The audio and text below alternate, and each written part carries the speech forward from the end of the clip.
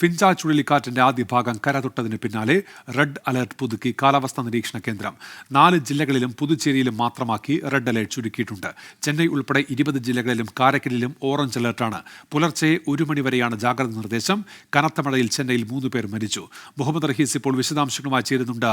ചെന്നൈയിൽ നിന്ന് റഹീസ്, ചെന്നൈയിൽ നിലവിലെങ്ങനെയാണ് കാലാവസ്ഥ? ഒപ്പം ഈ ചുഴലിക്കാറ്റ് പൂർണ്ണമായി കരതൊട്ട് കഴിഞ്ഞോ?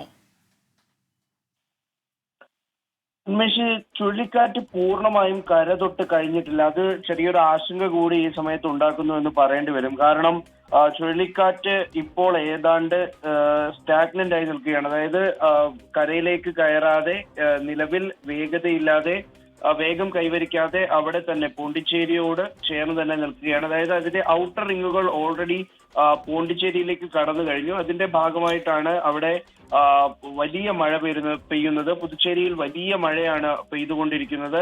പക്ഷേ അത് നിലവിൽ കരയിലേക്കും അതിന്റെ ഒരു ഭാഗം കയറേണ്ട സമയം കഴിഞ്ഞിട്ടുണ്ട്. പ്രധാനപ്പെട്ട ഭാഗം കയറി കാറ്റ് പൂർണ്ണമായും തീരത്തേക്ക് എത്തേണ്ട സമയം ഏതാണ്ട് കഴിഞ്ഞിട്ടുണ്ട്. പക്ഷെ ഇതുവരെയും ഇത് പൂർണ്ണമായും കരയിലേക്ക് കടന്നിട്ടില്ല ചുഴലിക്കാറ്റ്. ഇത്തരത്തിൽ തുടരുകയാണ് എങ്കിൽ ഒരുപക്ഷെ കൂടുതലായി ഇത് മഴമേഘങ്ങൾ രൂപപ്പെടുകയും മഴ അതിശക്തമാകാൻ കൂടി കാരണമാകും എന്നാണ് ഇപ്പോൾ ചില കാലാവസ്ഥാ നിരീക്ഷകരൊക്കെയും പറയുന്നത്.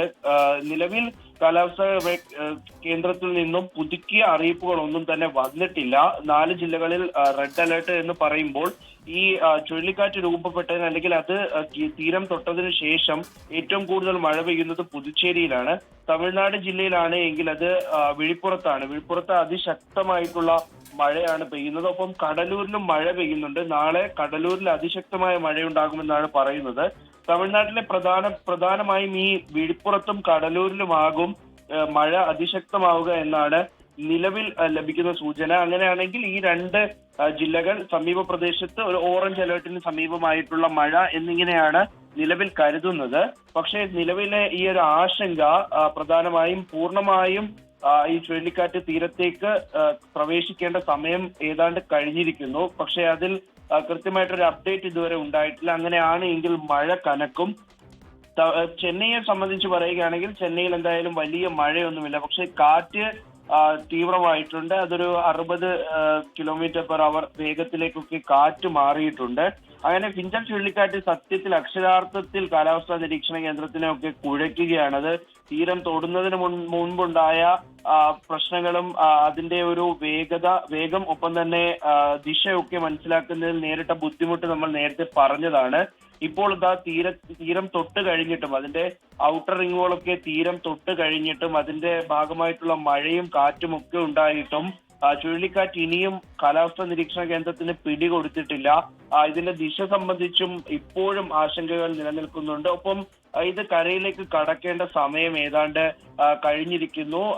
7:30 കാലാവസ്ഥാ നിരീക്ഷണ കേന്ദ്രം ഔദ്യോഗികമായി ഇതിന്റെ ഔട്ടർ റിങ്ങുകൾ തീരത്തേക്ക് എത്തിയെന്ന് പറയുന്നത്. എന്നാൽ ചില റിപ്പോർട്ടുകൾ സൂചിപ്പിക്കുന്നത് 6 മണിയോടുകൂടി തന്നെ ഇതിന്റെ ഒരു ഇമ്പാക്ട് കരയിൽ ഉണ്ടായി തുടങ്ങിയിട്ടുണ്ട്.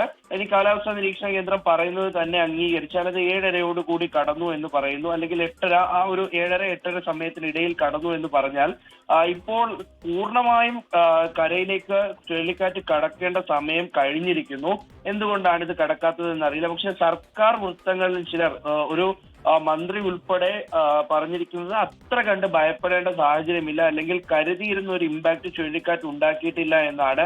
ഇതിന് വരാനിരിക്കുന്ന എന്തിന്റെയെങ്കിലും സൂചനയാണോ എന്നുള്ളത് പോലും ഇപ്പോൾ ചർച്ച ചെയ്യപ്പെടുന്നുണ്ട്. എന്തായാലും ഇന്ന് രാത്രി അതീവ നിർണായകമാണ്. ഒരു 2-3 മണിക്കൂർ, ഇപ്പോഴും ആ 2-3 മണിക്കൂർ തന്നെ പറയണം. കാരണം പൂർണ്ണമായും കരയിലേക്ക് എത്താത്തത് കൊണ്ട് ആ ഒരു 2-3 മണിക്കൂർ കഴിയുമ്പോൾ കാര്യങ്ങൾ മനസ്സിലാകും. ഉന്മേഷ്. മുഹമ്മദ് റഹീസാണ് ചെന്നൈയിൽ നിന്ന് വിവരങ്ങൾ നൽകിയത്.